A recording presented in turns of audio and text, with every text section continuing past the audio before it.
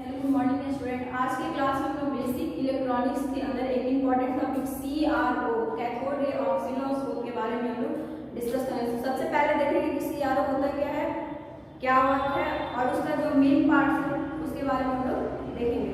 तो CRO is a type of instrument that to showing display and analysis of waveform and electrical and electronics phenomena. That means कि जो हमारा CRO है उससे हम visual representation कर सकते हैं, AC DC वोल्टेज का मेजर कर सकते हैं और रिपल वोल्टेज और फ्रीक्वेंसी मेजर कर सकते हैं।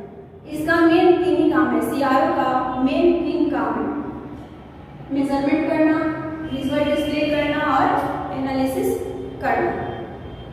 इसका जो इनपुट सिग्नल है, CRO का जो इनपुट सिग्नल है वो ऑलवेज टाइम के सापेक्ष में रहता है। जो इसका हमारा इनपुट सिग्नल देता है वो ऑलवेज टाइम के सापेक्ष में रहता है। तो हम इसका मेन जो पार्ट्स है उसके बारे में हम लोग देखेंगे। तो मेन 5 चीज का पार्ट्स होते हैं। CRO का मेन 5 पार्ट्स होते हैं। एक होते हैं attenuator, amplifier, trigger, sawtooth generator और CRT। तो देखेंगे कि एटेन्यूएटर का काम क्या होता है। तो एटेन्यूएटर का काम होता है रेक्टिफाई करना और फिल्टर करके सिग्नल को देने का काम करता है। उसके बाद एम्पलीफायर का काम रहता है कि जो हमारा सिग्नल है उसको बढ़ा के देने का काम करता है।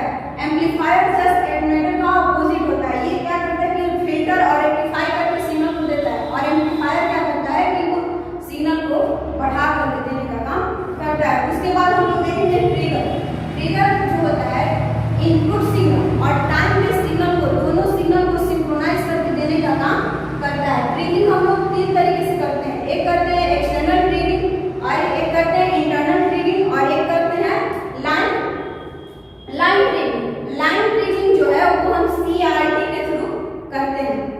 उसके बाद साटूथ जनरेटर है। साटूथ जनरेटर को हम लोग फंक्शन जनरेटर के नाम से भी जानते हैं। इसका काम है कि जो हमारा टाइम बेस्ड सिग्नल है उसको वेवफॉर्म में देने का काम करता है। उसके बाद एक और है इसमें गेट एम्पलीफायर। गेट एम्पलीफायर का काम क्या रहता है। तो गेट एम्पलीफायर का काम रहता है कि जो सिग्नल है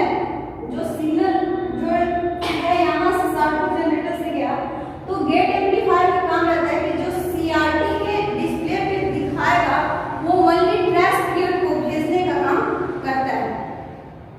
अब देखेंगे कि ट्रेस पीरियड क्या होता है। तो ट्रेस पीरियड की जो हमारा सिग्नल का वेव जा रहा है वो बढ़ते क्रम में जो जाए उस पीरियड को डिस्प्ले के ऊपर दिखाए। जैसे इस पॉइंट से इस वेव में देखेंगे कि यहाँ से हमारा क्या जा रहा है, वेव जा रहा है। इस पॉइंट से इस पॉइंट तक का जो वेव है उसको हम क्या बोलेंगे, ट्रेस पीरियड। तो इसी पीरियड को इसके ऊपर दिखाने का काम गेट एम्पलीफायर करता है। उसके बाद यहाँ इस पॉइंट से इस पॉइंट को हम लोग बोलते हैं रिटेस्ट पीरियड और जो यहाँ से यहाँ छोटा सा पॉइंट है उसको हम क्या बोलते हैं, ऑफ टाइम पीरियड। तो ये हमारा क्या था, मेन 5 पार्ट्स था जो CRO के अंदर वर्क करता है। उसके बाद हम लोग देखेंगे कि जो हमारा CRO है उससे हम एक्सीलरेशन का इनपुट और टेम्परेचर का भी इनपुट ले सकते हैं वेव का। तो उस इनपुट लेने के लिए हम लोग एक CRO के आगे ट्रांसड्यूसर का प्रयोग करते हैं। ट्रांसड्यूसर का वर्क करता है कि जो हमारा फिजिकल क्वांटिटी उसको डिजिटल या इलेक्ट्रिकल क्वांटिटी में चेंज करके देने का काम करता है। तो इससे हम CRO से टेम्परेचर भी मेजर कर सकते हैं। अगर एक जो हमारा इनपुट जाएगा, इस इनपुट देता है तो वो यहाँ पे इनपुट